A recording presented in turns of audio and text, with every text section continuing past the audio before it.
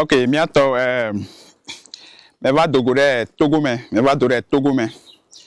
Vo Togo fa pa ye me va do de fefula o ya na te fie be Keve ma wi le yon to pe gbe me Keve. Aha, Keve. E fi me no me nya no elenkura a wona wa be egbe to me le vo du me le. Vo no ibu to ke mi le me konye be na elenkure afo won apo be apo to. Aha, afo to ya o do o fanu de da pe to ta so agbele memele vo edume onye mele mu kemi ya we le fieke akobe afo le ape afo to ga akobe o fableo de afo to ga nyon ken kemi le nye ben ku na me ba ko camera fefela nye be no len ku de agbele vivi o ho de eduo ma akobe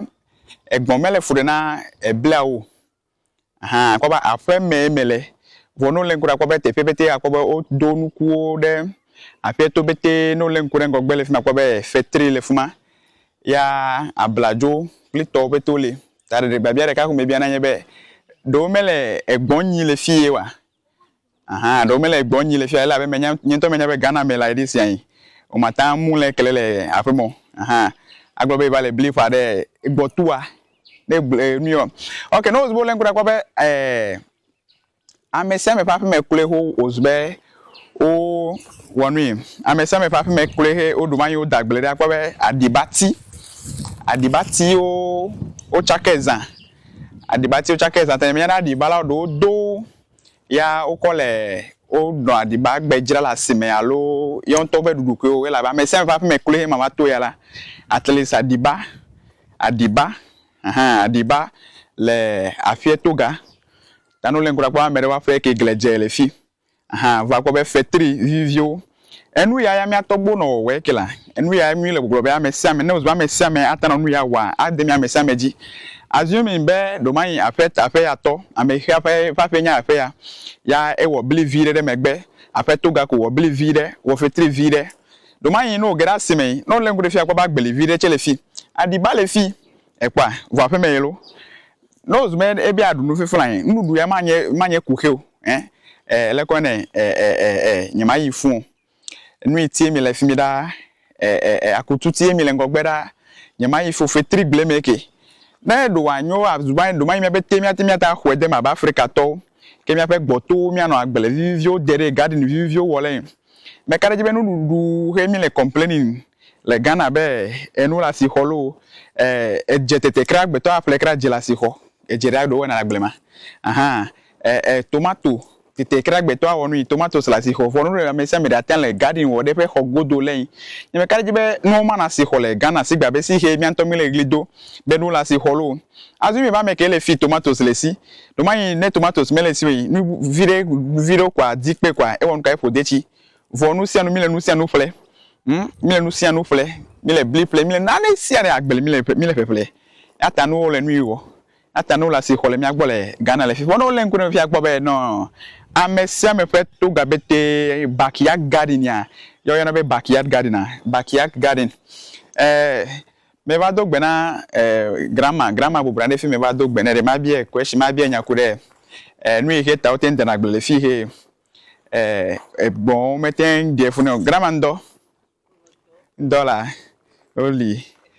grandma me pa mi do mi wo Ghana me mecho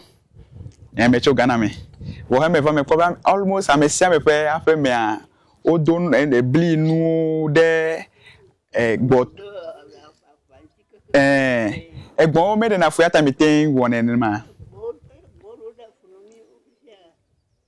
allo sele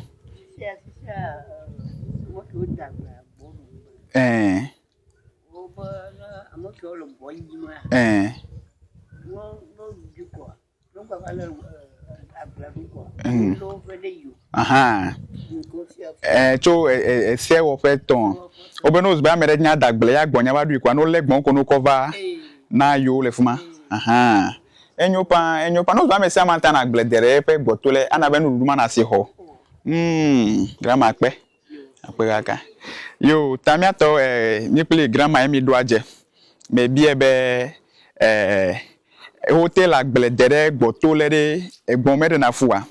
ebe amo le gbonyi ya amo ya le gbonyi vo o dese le duo me be no be amere pe gbon ba du amere pe nu le fa gble me kwa me nya gble krayo backyard garden ko nye no ba amere nya ba amere pe gbon va du amere fe nanne le fe garden me kwa no nya le gbon kwa enu ko va edu oto alo no ko va duo me aha no cover do meta na be egbon meta ende na funa eblewo ena wo na mi be ntwu vire kra recently ntwu vire cheku onto nya mama ya no bia question de ka jeme ka glo eyi he o me bia o kra fika pe so verare aha ya no wo na be ntwu vire che ni to le fia koku be ya kra gbele kra te fo me eton te fo pa me enne gbegbe yo wa gbele vo abobono wa eku pata ko eva onu ka eva tui no len kura fe ile mecha pobe adiba gble onye odo aha tanye menya na adiba e just for ben wa dui dudu takwe alo dogmai o jirane yo ela be mi agbo le mi agbo na mi anto mi nya be no do mi ape mi adu adiba keja dogmai adiba yo ho chi adiba yo ho chi to tamela gbleme ya o ko emite npona duna bo pa ba mera awaye abua ko adu adiba da fe me ale alo adu adiba da gbleme a ni me kare jibe bonne ne ma e bonne ne ma tanye me nya ne wa demo ane ma abia bonsoir adiba de ne mi do le de mi no gbe ko vana jajira la sime ya ne mi atoewa ame otero vo do gbe ne ko vajira la sime alo dudu takwe asime oh oba diba do won ka do jirani la sime atako ta for commercial purpose ata o do adiba no pa wo do line me yo akpelo ta se bo le mi agbo like this no be apo wa do adiba keja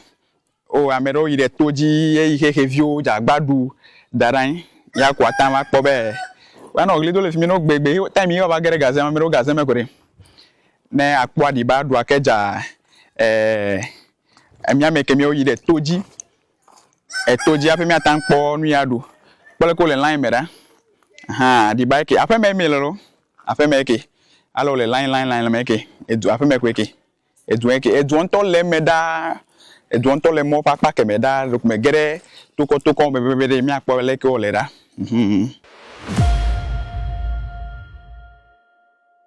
ta enye backyard garden alo agbelevi de gboto gbelevi de fe nu ka vide nyenye agbelevi de fe vevie nyenye no do be mi abete mi atan anlon fan be mi ape gboto mi anon ka mi anon agbelevi o dia akpo be na ne o le o maka na si hole mi agbo na ne o le mi aka na si hole mi agbo chai mai mi atogbo no ba bo ba mere nye gato ame ihe nye gato nya me ihe wa gbelemenu ko nyuna ame ihe nye gato nya me ke o lapo nyuna lapo jireji fine wa gbelemenu ko o le jireji ye wenye gato yo ke mi gbona fifia ko mi anto mi le pressure dara na mi arokyo mi le pressure ple na mi arokyo iPhone gan ehu gan tanu mo beti agbele de nu mo beti la me ka le vevie nyenye agbele de pe vevie nyenye po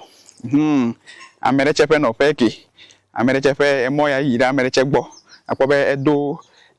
diba de line me nos be do mele o tete kra nos be adiba ya tongbe kra lo pe afa me ngogbere o ma gbe ajira ka pa no bubu di adua